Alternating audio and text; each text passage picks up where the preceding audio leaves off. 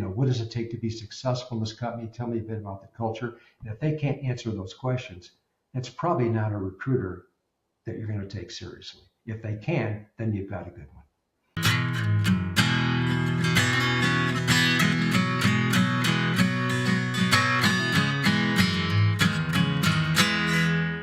Hey, welcome to 10X Your Team with Cam and Otis. We're a father-son leadership podcast where we talk with other lifelong learners about making an impact, solving big problems, and managing and herding cats, or in some people's case, dogs. Dogs and inspectors and extra people in the house, and that's always it's always an event, isn't it, Cam? It is. And for the folks who know about me staring at that wall out there and get distracted by lizards, there will be people walking by that wall, so I will be much more distracted. But hey, that's we always talk about there's an opportunity to learn, right, Deb? Well, I'm learning how to be more focused today and not let the dog barking back there distract me, or the solar inspector walking by, or all the other stuff I got going on that could distract me. There you go.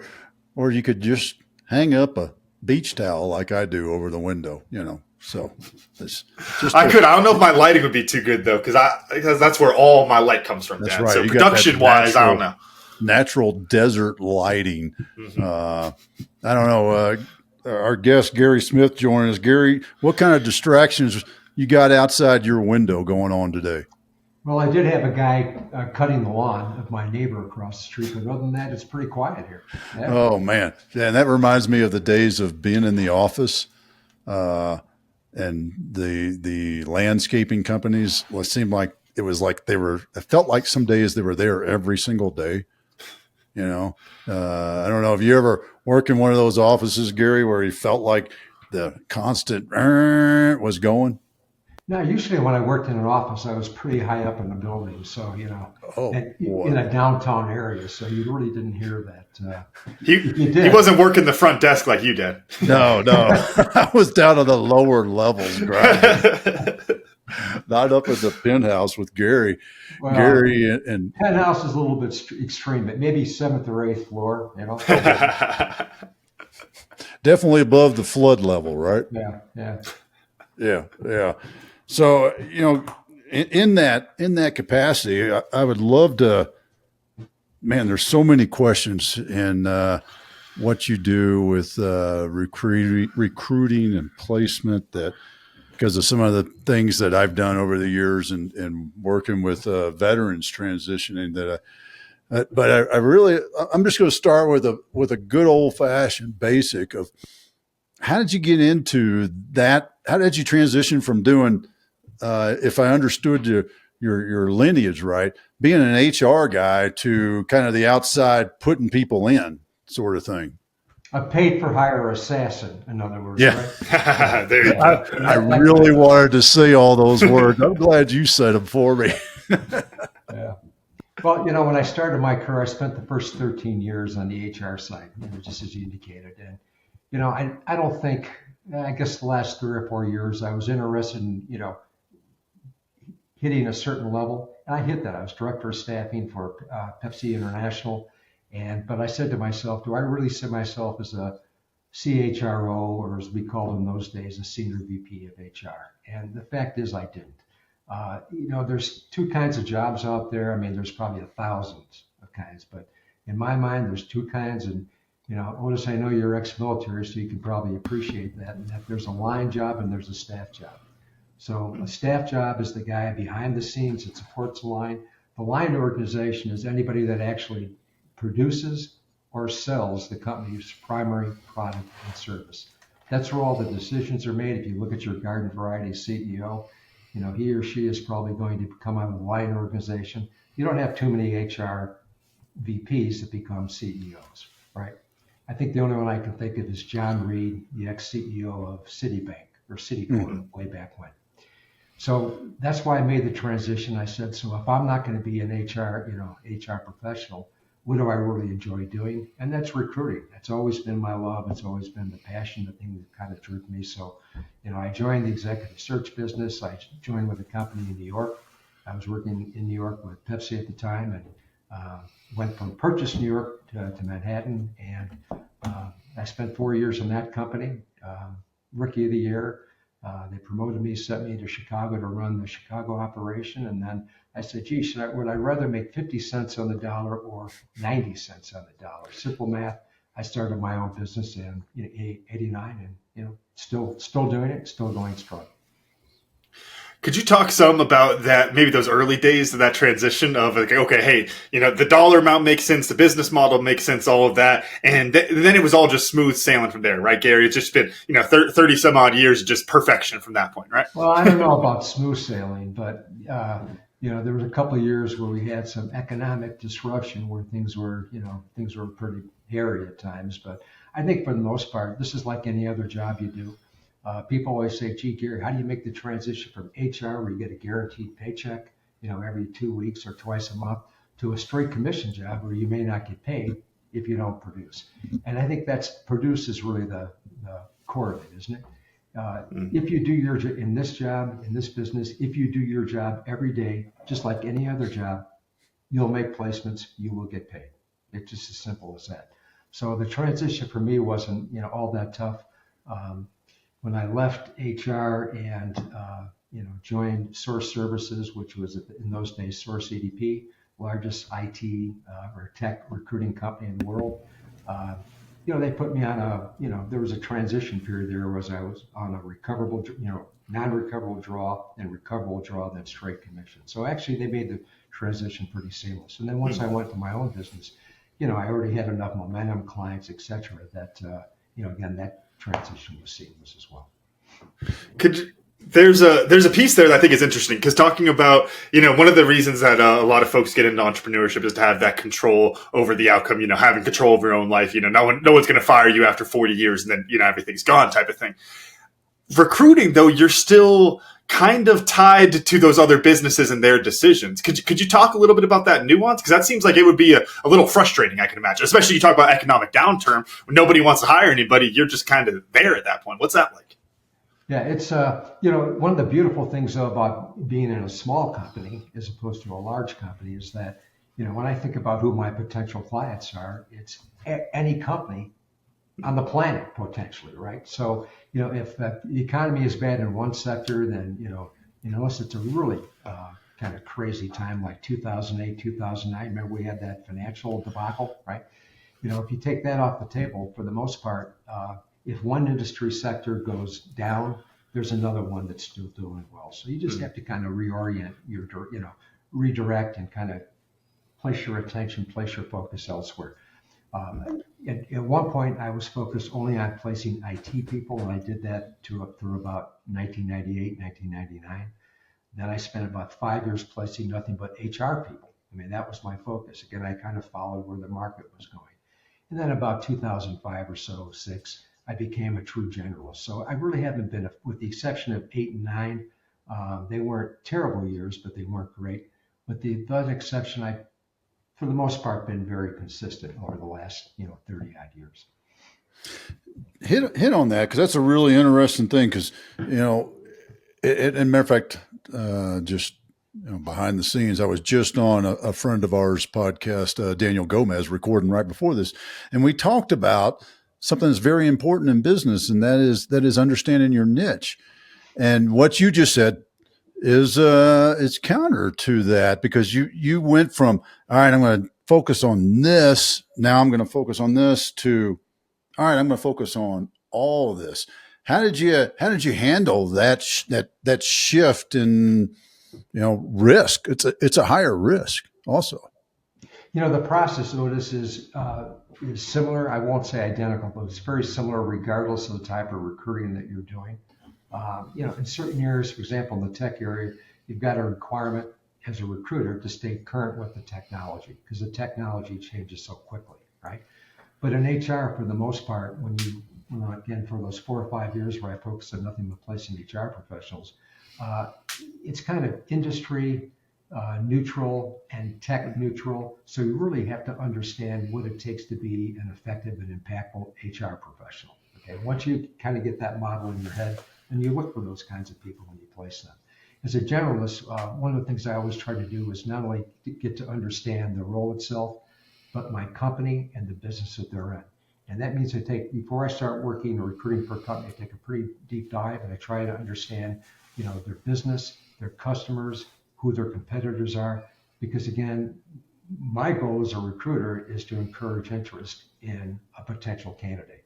And the only way you're going to do that is to be as well as informed as possible, right? So, how many times have you guys talked to recruiters over the course of your careers over the years, and they pitch a job to you and they don't really understand it, right? And it's apparent.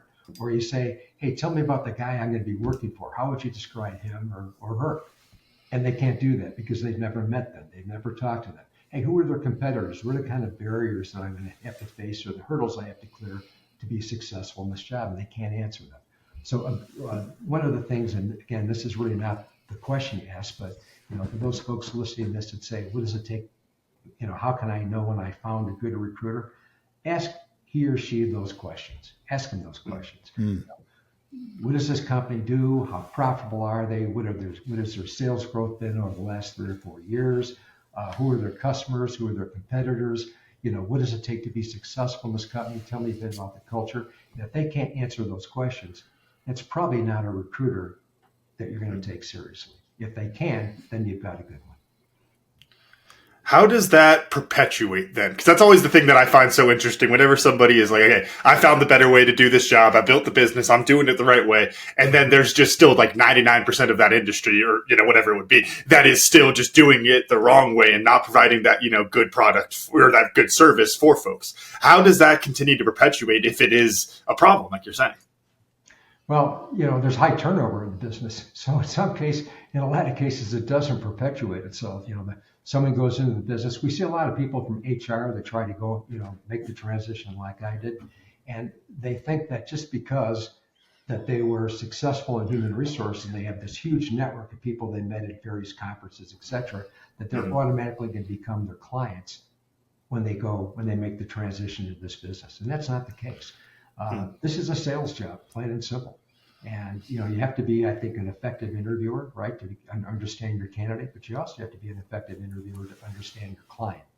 And, making sure that there's some synergies and some parallels between the two, I think, is what makes for a good placement. You mentioned the sales connection on that. I'm curious, is it almost like the folks that we're talking about that don't do a good job, don't do the homework on those kind of things? Is it almost just like the used car salesman type where it's like, hey, I just am getting rid of this car. It's not so much that Gary needs this car. It's that I want to get rid of this car. Really good point. Yeah. You're going to see that. Look, this is like any other business. There's going to be some, people that are excellent. There's going to be some people that are average, and there's going to be some people who aren't so good. Right. And the aren't so goods are the ones that usually spend 3 or 4 months, maybe 6 months, and they get off and they do something else. I don't know, sell aluminum siding or something. Who knows? But, when I say it's a sales job, it's really a consultative selling type of role. Right. And I think that's, if you're looking, it's not like feature benefit. Hey, here's all the great things. Here's why you should think of this. But really getting to understand your candidate and making sure that you understand what's important to him. Because if you don't understand your candidate and understand what drives and motivates and it is going to inspire that person to high levels of performance, then you are going to make a placement that's going to last a year and the guy's gone. If I can get 3 years out of someone I've placed, I can, this day and age, I consider that a successful placement. I love that measurement because it's so important. And we work with our clients about retaining top talent and staff. As a recruiter, I'll rephrase this. It's not a fire. The good recruiters are not a fire and forget sort of thing. It's like, okay, got that done. I'm out. Now, do you stay in contact with the person you place and the company or talk us, because I think that's a really interesting piece of measuring your success. As a recruiter, what I've learned over the years, I think anybody that's listening to this that is a recruiter will probably agree with it, is we tend to follow the individual, not the company, which means that if my client, say, is a VP of sales, I'm recruiting for salespeople or a sales manager, I will tend to follow him from company to company as opposed to the company. Because what happens is invariably is that if you get a new VP of HR or a new VP of sales, let's say your client leaves and goes to a different company, the person that replaces them, they've already got their own sources. So chances are you're going to be out the door. So, and believe me, that's happened to me plenty of times. It's not because of competence or lack thereof. It's just, again, it's really a relationship business when you come right down to it. To answer your question, do I stay in contact with my candidates over time? Some I do, but I placed over 750 people over the years, so it's pretty hard to stay in touch with all of them. But at the same time, you got to be careful in our business about having regular contact with people you've placed, because you don't want to give your client the sense that you might be potentially wanting to recruit them out of the company. And there are recruiters that still do that. So I try to keep a distance. If someone calls me, I always respond. But I don't usually follow. I follow up at typically 8 to 10 weeks after I place them. We have a pretty deep dive. We talk about what's going right, what's not going wrong. But after that, for the most part, I'll leave them alone because I don't ever want to be accused of pirating or trying to, pull for somebody that I placed to bring them to a different company. Talking about the retention and turnover has me thinking, and I'd be interested, one, to hear kind of your answer, now looking at the business landscape now, but also I wouldn't be surprised if there's some historical differences that you've noticed. But we talk a lot about, how the buzzword from a few years ago, quiet quitting, right? And, the Great Resignation, all these kind of things, right? Where all this really, really high turnover, people not staying in business as a long time. I'm curious, in your perspective, how much of that being kind of like socially almost not necessarily acceptable, but it's something that we're all seeing, we're giving it names and all that kind of stuff, right? Then that allows these businesses to accept a lower standard for that of like, hey, it's not my fault people are leaving. It's the Great Resignation. It's this. Could you talk a little bit about that? Wow. Cam, you've done your homework. I try. Excellent. Yeah, that's a really good question. I get asked that in classes I teach. I get asked that by clients, and I don't really have a strong answer for it, to be honest. I think there's always been turnover, right? And there always will be. Much more so today than there was, for example, when I was just starting my career. Good case in point, my dad was a Chicago fireman. He retired at 33 years, retired as a battalion chief in Chicago. He had one job other than that. It was called the United States Army, right? But after he got out of the Army, he became a fireman, etc. Now that rarely happens to me. How many people do you know that, spend their entire careers with the company? It depends on how active I am. I can see anywhere between 50, 60 resumes a week to several hundred a week.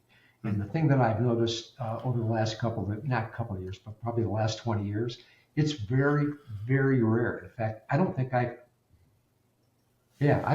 seen a candidate, a resume, who has been with a singular company.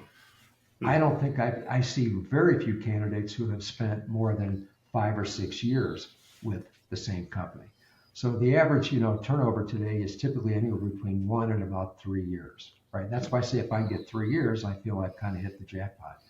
I've got people I place that have been there for 5, 10. I've got people that have been there the rest of their careers, but that's rare. So I think it's really what drives people today is, it used to be the old thing about having a good boss, having a good corporate culture. Those things are critically important, obviously. But I think today, given what's happening in the economy, people are really driven by money. And, generally speaking, loyalty is defined by how much am I making? And how much will I make if I make a job change? And I think to the extent that companies keep themselves competitive pay-wise, they'll retain their people to a greater degree. But let's be, really direct about this. If you take two candidates, candidate A and candidate B, candidate A has joined the company and he spent 6 or 7 years at this company, right? Candidate B has joined a company, he spent 2 years, 2 years, 2 years, and then 3 years. At the end of that period of time, let's say 8, 9, 10 years, candidate B is going to be making more money than candidate A. Why? Because he hasn't been living on the 3 to 4% merit increases that companies have been doling out, he's been getting bumps every time he's made a move. And I think that's really what drives a lot of turnover today. It's cash, it's compensation. Could we argue?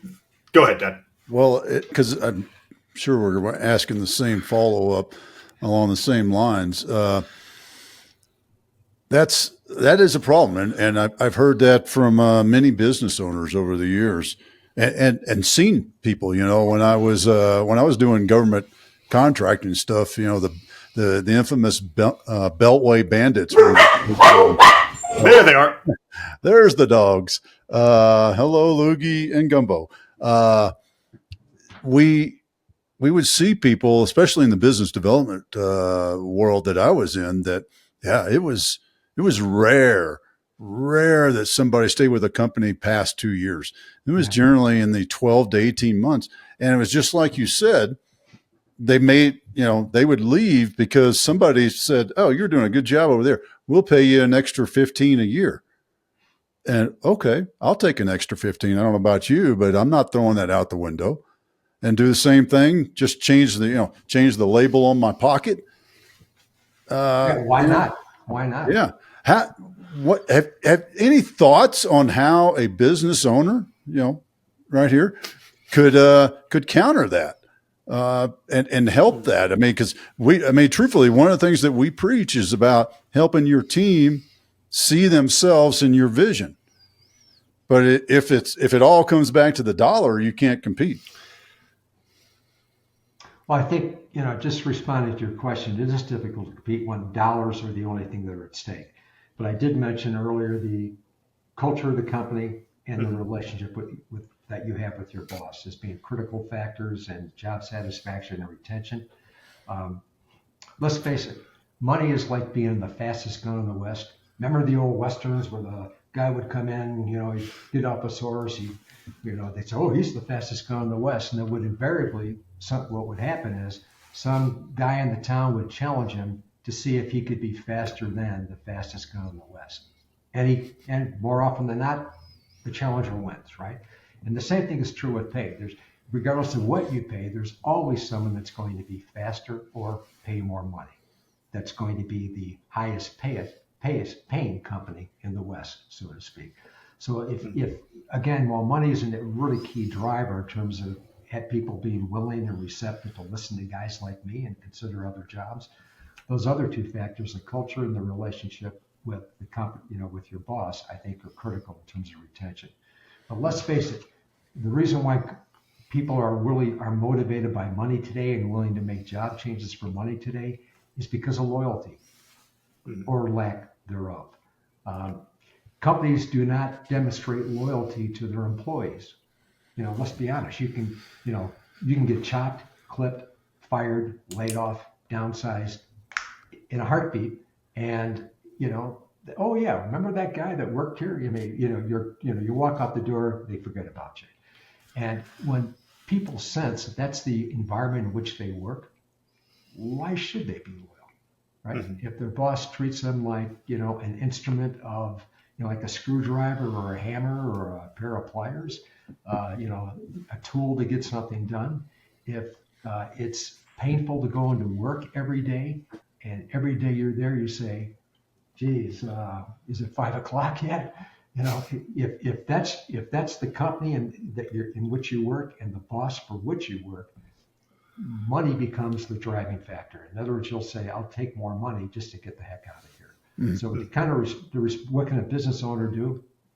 I've always found that from a leadership point of view, or I won't even say managerial, because I draw a line between manager, leader, and supervisor. Those are three different animals entirely. But true leadership is, there's a lot of factors involved, but one of the things that I've found important, and I think this is part of the company culture as well, is making sure that your employees feel that you have their best interest at heart. Okay. In other words, in the things that you do, the culture you've created, the way that you lead and manage them, that you really are interested in their development and their growth. In other words, they're not just a screwdriver, hammer, or pair of pliers. They're a real live human being that has their own hopes, aspirations, and goals.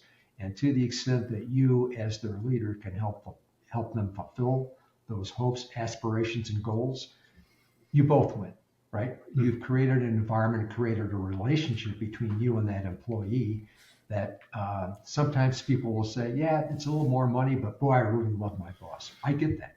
Okay, when I talk to folks, when I talk with them the first time, or, I really love working here. Yeah, it's more money, but. So it's getting that but to become the operative word in a sentence, in terms of answering the question, what can a business owner do, is treating your employees. I hate to, I'm not getting biblical on you here, but treating your employees as you would like to be treated, right? In other words, valuing their hopes, aspirations, and goals to the same extent that you would hope that someone would honor yours, right? If you do that, you've created a culture and environment where maybe a guy like me can't pitch more money and take your guy. What do you think? Make sense? Oh, yeah. Yeah. And I think, kind of staying in the ballpark of, solving this big problem we always talk about in the intro, at first I was going to say it's kind of a chicken or egg thing, because I can see how they feed into each other a bit there. But I think it probably, the first strike probably goes back to the bosses, the management, to then kind of create that culture, and it keeps feeding into itself. But then my thought is, well, how do you break that cycle? If we're at this point where it's like, okay, I'm trying to hire, nobody wants to work. I mean, how many times have we heard that in the last 2-3 years, right? I know plenty of people looking for jobs. They say that you don't want to hire them. It's all, and it's both where it's like, we're clearly not speaking the same language. The responsibility to me would go on the leadership to help solve that problem, because generally you look to the leader to be the bigger person in that setting. But how can we start to break that? Because to me, we're so deep into that cycle. There's this kind of, that negative spiral between the two parties there, that you can't really just change it. And what are your thoughts, Gary, on how to start fixing that kind of a culture? I want to make sure I understand. Your question is, how do we fix the culture, or how do we fix the relationship between employee and boss? I guess I was using it a little interchangeably, of the culture that allows for that relationship. Yeah, it's, in a perfect world, we would all get along. Remember, was it Rodney King said, can't we just all get along? The fact is, because we're human beings, by definition, we have different personalities, goals, etc. I think the start of that relationship has to start with the boss, right? The boss has to make the outreach to the employee, to the member of his team. They have to take that first step. Without that first step, without that, that ability to transfer, again, hopes, goals, and aspirations, be able to transfer how important you understand it is for that individual. If you're not allowing that person to understand why you feel their goals, their hopes, their aspirations are important to you, then you've kind of missed the boat, haven't you, as a leader, as a communicator. So I think it has to starts with the boss to the employee, and then the employee will respond. Okay, because again, we all really want the same things. It doesn't matter whether or not you're a VP or a sales rep or a CEO or an administrative assistant. All of us want, in essence, the same things. It's being able to appeal to those things, I think, that makes a difference between good culture, good boss, and dysfunctional culture, dysfunctional boss. Is that dysfunctional culture part of this, what I've referred to as an industry standard of not responding to applicants? And because I can remember when I was on that trail of submitting resumes, and now that I work with guys who are, veterans who are going through that same thing, and they're dealing with it, I tell them, hey, first off, it's the industry standard. Secondly, it's probably an indicator that you don't want to work with that company if they don't look at that. Is it really an industry standard that I've kind of made it as an excuse that's just the way they are, or is there something more going on there? I think it's a disgrace for a company not to respond to a candidate. I do. And, again, it's hard for me to say this without trying to paint myself as something other than, but I respond to everybody that sends me a resume. Now, by the way, I should read you the email I sent. I go, yes, this is a form letter, but it's a form letter based upon actually having read your resume or viewed your LinkedIn profile. That's how it starts, right? And because I read every one of them, and I did a lot. I won't say I read them in depth, but if there's someone I think really has excellent credentials and really solid background, I'll pay extra attention to that person because there might be something that I might know of that could be developing in a month or two. But again, I say it's a disgrace because the very people that will take the candidate's resume, what they get, say they get 50, 60, 70.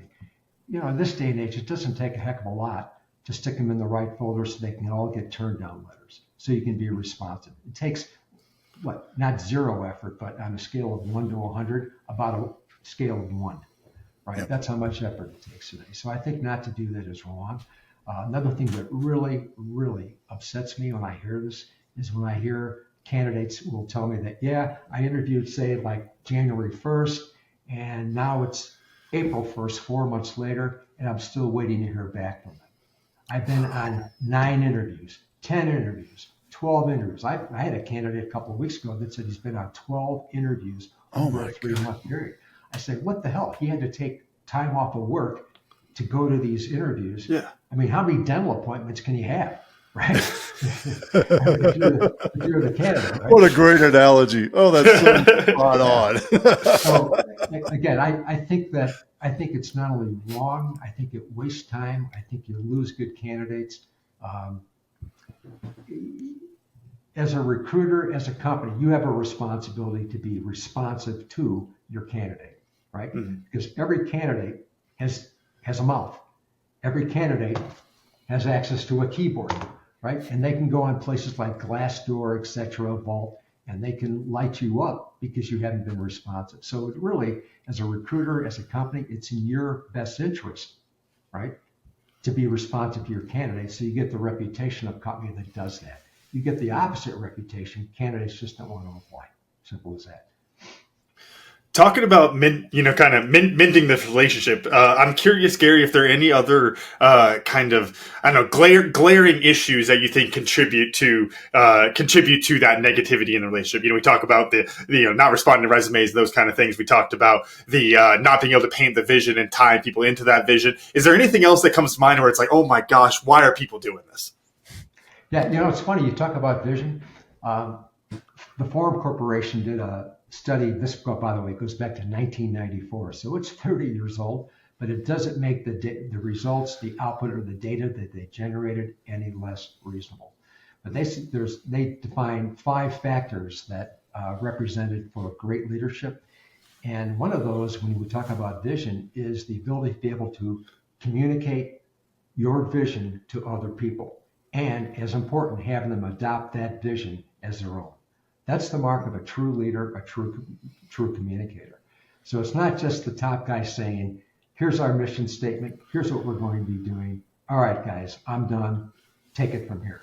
It's a leader that really works towards establishing kind of a synergy between their vision and the vision of the people that report to them on their team, so that they all feel that this, X, whatever it is important. Right, a leader that can do that more often than not is going to be able to establish a good relationship with their team. That's so important, and I love that it was from '94. So, that's 5 years after you started your business.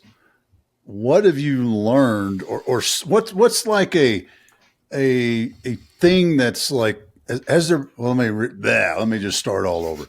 Has there been like a watershed change in recruiting based on technology or demographics or population centers or whatever?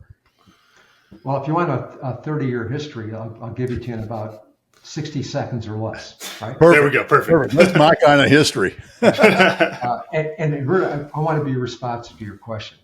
Every time a new technology comes up, those of us in this business say, oh my gosh, that's the end of the world, right? It's going to drive us out of business. Every time. So I remember back in the 90s when the internet first became, kind of got its legs underneath it. And companies like Monster.com, job posting companies. Indeed wasn't out there at that time. I think Monster and Career Builder were out there. They were among the first. When they came out, that people aren't just saying, "Oh my gosh!" Now the companies have the ability to be able to post and post their own jobs and generate their own candidates. We're out of business. Okay, that didn't happen. There have been several other innovations, ATSs, et cetera, that have come up. They haven't driven us out of business. The latest thing, though, is AI. And I think that AI does have the potential, if not to make us unnecessary, we're probably 10, 15 years away from that. But I think that it's going to make the whole process, it's going to fundamentally change the whole process of recruiting. The guesswork of whether or not this candidate is good, bad, or indifferent, the ability of AI to be able to sort through that and be able to deliver on target with high levels of precision, the type of candidate you're after, over time, that's going to be incremental. It's going to be incrementally better. And like I say, within 10 or 15 years, I won't be in this business then, but somebody will be. But I think I don't want to say it's the end of our industry, but it will fundamentally change it. More so than any other technology that we've encountered over the last 30, 40 years. That's longer than a minute, but hey, it's 30 years, right? With that, talking about the AI there, I think there's an interesting thing, and I think you see this in academia. There's a handful of different areas, but where it's kind of attacking from both directions. And what I mean by that is you're talking about being able to use AI from the recruiter side of things to make sure that you're sorting through, looking for the qualities you want, match people to the right companies, all of that. Well, Gary, I just listened to this great episode, 10X Your Team, and now I'm going to use AI to write my resume so that I can automatically check all of those boxes, even though I don't really check them and all those kind of things.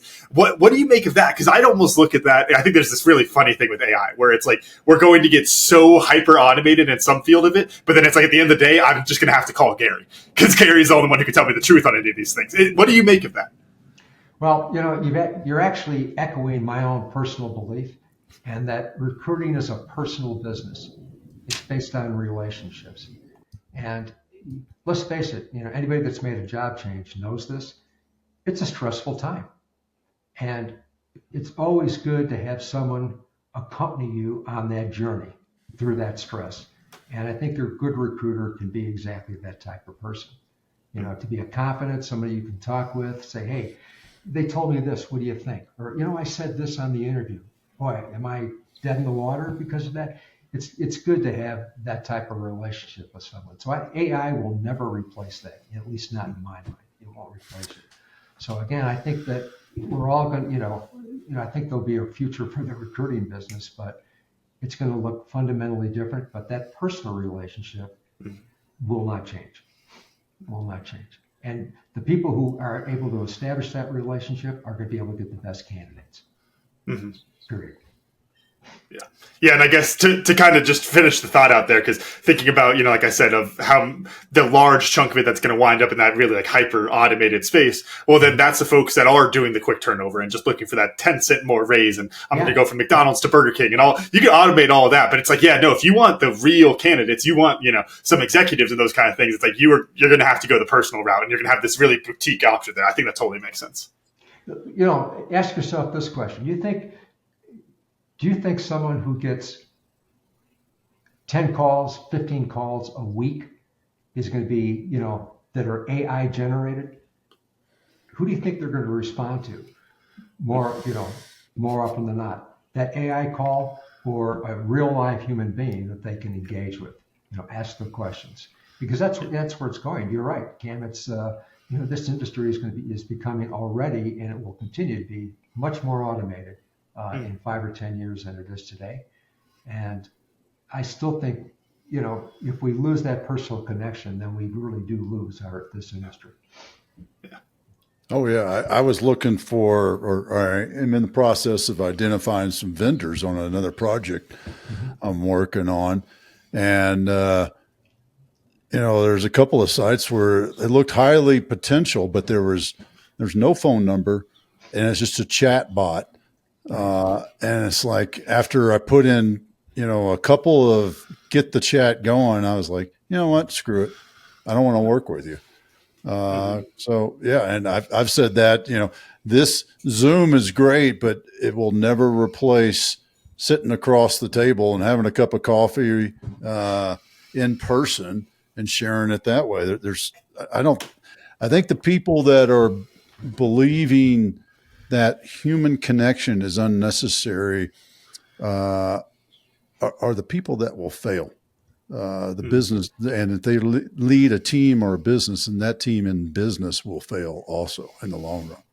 I couldn't agree more. Just last week on LinkedIn, some guy posted, on my feed that he was interviewed by an AI chatbot. That was what the company chose to interview him with. A chatbot.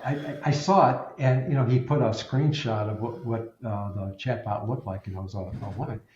And it just, I just said to myself, are you insane? I mean, not the candidate, but the company.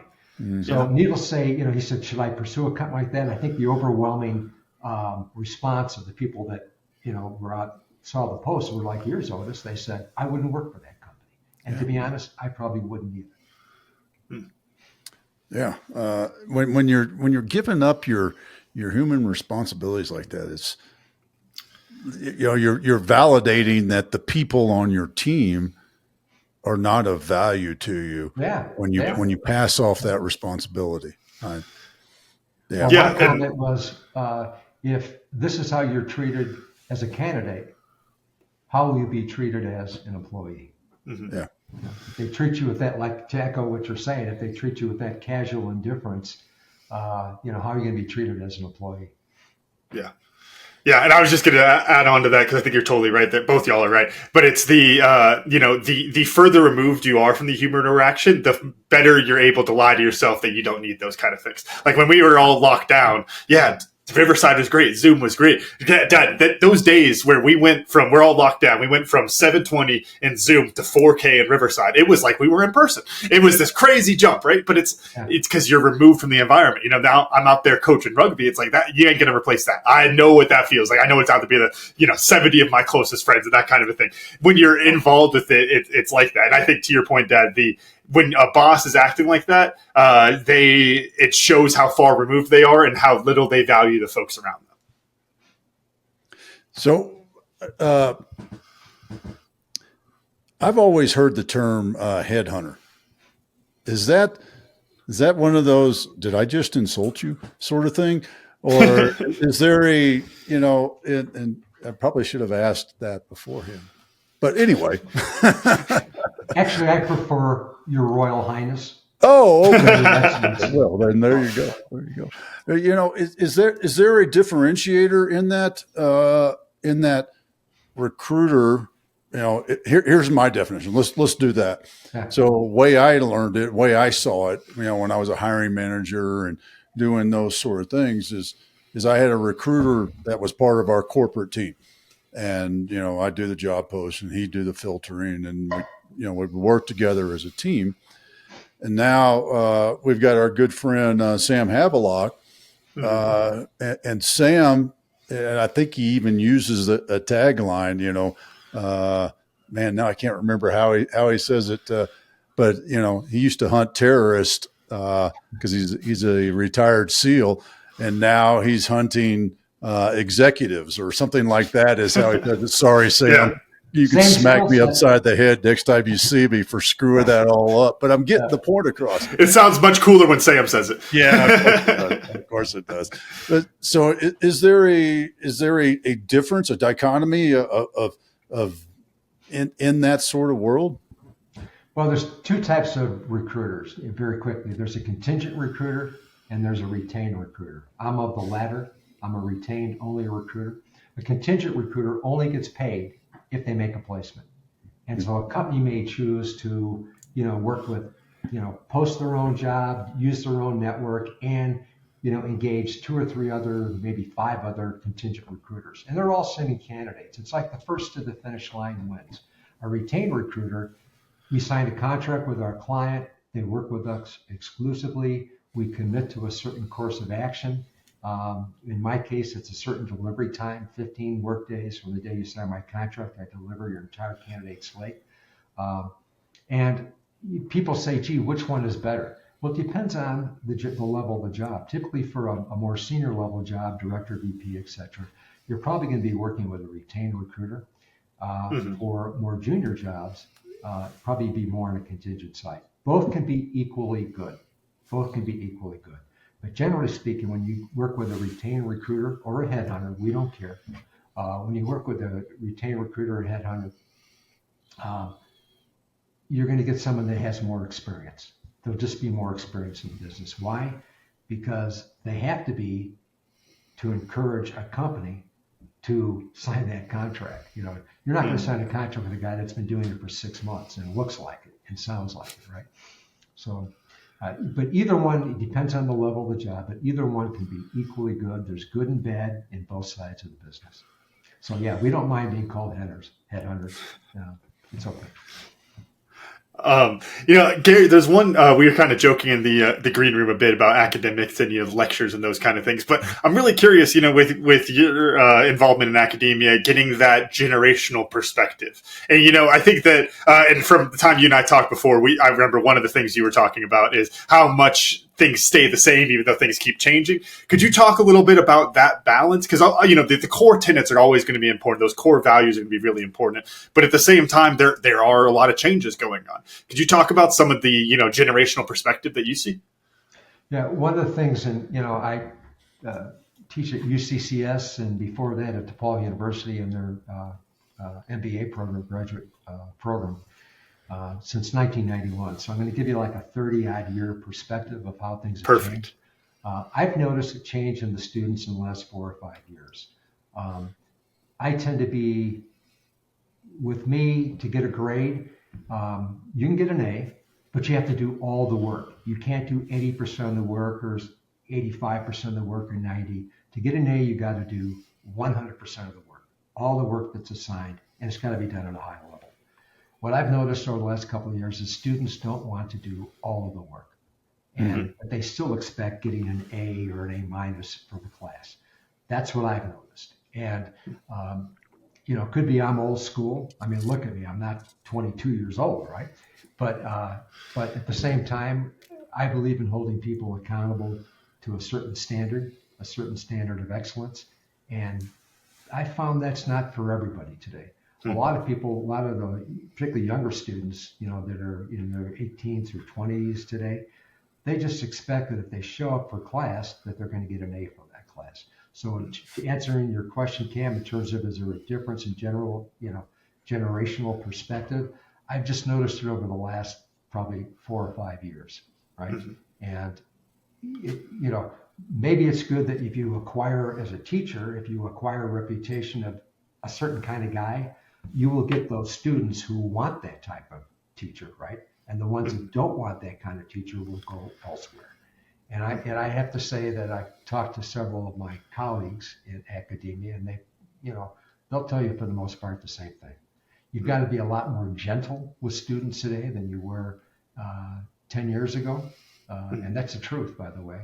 I can, you don't have the time, I don't have the time, but I can give you several examples of how students will immediately take things the wrong way. Even though it's a productive conversation you're trying to have with them to help them improve.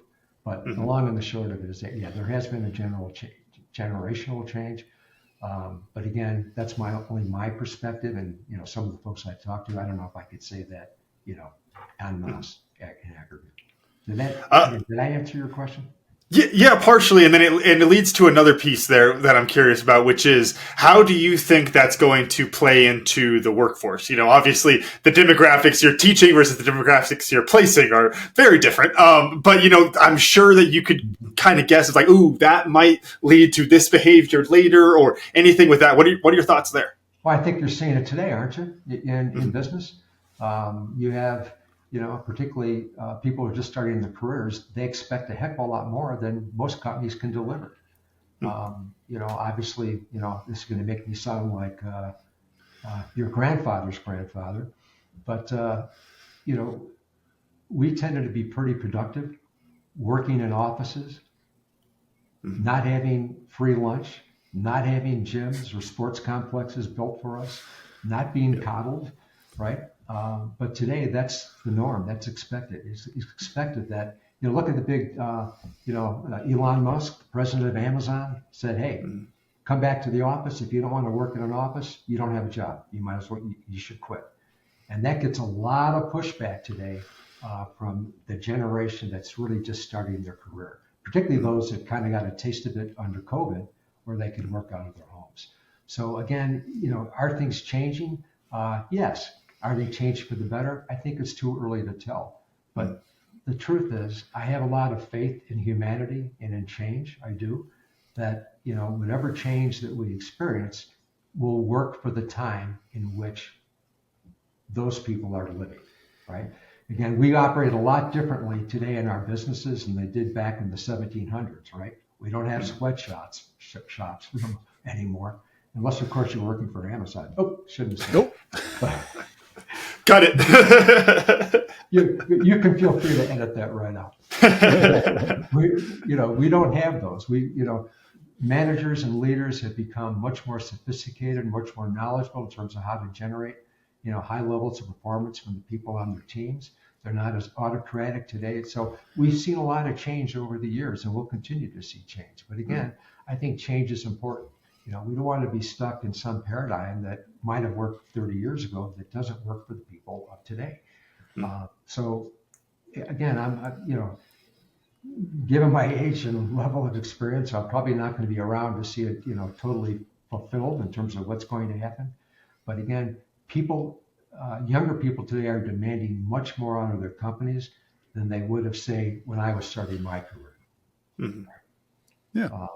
They demand much more out of the companies. And companies, if you want to retain those people, you're going to have to, make allowances and have to do those things which will satisfy that need. And that's a great. It does, and I was just going to point out how much this echoes our earlier conversation about that relationship, and it's just like we could have guessed at the beginning of this conversation. The generational changes, it's still the same relationship there. It just looks a little different. So that makes a lot of sense. The relationship is the same. It looks different, but it's going to continue to evolve. And the companies that will evolve with that level of expectation will be successful. The ones that don't will not be able to attract the best people. Simple as that. Yes, sir. Yeah. And in order to evolve, you must learn. That's what evolving means. There's probably some Latin connection there. And I'll tell you, for anybody that wants to write into the show and help me out with my Latin that I'm not really going to learn, but you could share that with me in the comments. I would get a kick out of it. But I tell you what I did learn is a new metaphor, or maybe it's an analogy, Camden. We'll see. For an interview, and that it's like a dental appointment. You got to do it. I've got my dental appointment next week. Good grief, to go to the dentist 12 times and that you would really wish you had brushed your teeth a lot better when you were younger. Really. Oh man. Yeah. Camden, how about you? What'd you learn? It's a little silly, but honestly, thinking about the like competition and pay, payroll and those kind of things and salary for these positions, I thought it's like, well, if you pay top dollar, then you're attracting people who want the top dollar. And so then you're going to have to keep getting into that race. So what you want to do is be about 5% under top dollar is what I was thinking. Because then you're going to kind of self-select out the people who are just looking for the money. But you're still going to compensate enough if they stick around. So I don't know if that's a sweet spot magic number. Gary, you could do some research on that and get back to me. But I would say 5% under that top dollar. Perfect. Yeah. Gary, how about you, man? What'd you learn? Well, I think that, this last topic that we talked about in terms of generational change, I think it's inevitable. And, I always, when I think about, do I like it? Do I want it? Do I need it? I always harken back to, remember Lee Iacocca? He had when he went from Ford to Chrysler, kind of brought the company back. He had a TV commercial selling these cars. He said something that has always stayed with me. He said, lead, follow, or get out of the way. That was part of his commercial. I think that those companies that are willing to lead or follow, okay, are going to be successful.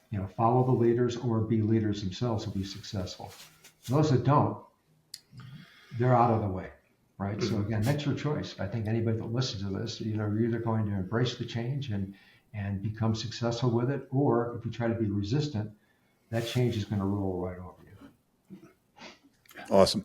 Gary, how do folks find you, learn more about your process for getting those top talented people in the right position?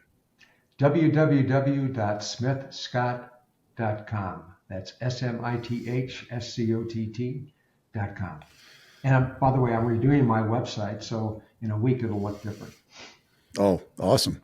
There we go. A little teaser for you folks. Make sure you check that out. Gary, it's been great having you here today and really appreciate your time. Appreciate it, guys. Thanks much. Camden, run us out. All right. Thank you all for listening to today's episode of 10X Your Team with Cam and Otis. And a special thanks to our guest, Gary Smith, for joining us today. Remember, you can watch full episodes of the show on YouTube at 10X Your Team. And if you enjoyed today's episode, please make sure to pass along to other lifelong learners in your tribe so that they can enjoy it too. Follow us on Facebook, Instagram, and LinkedIn. As always, the full archive of episodes available at www.10xyourteam.net. Thanks again, and we'll see y'all next time.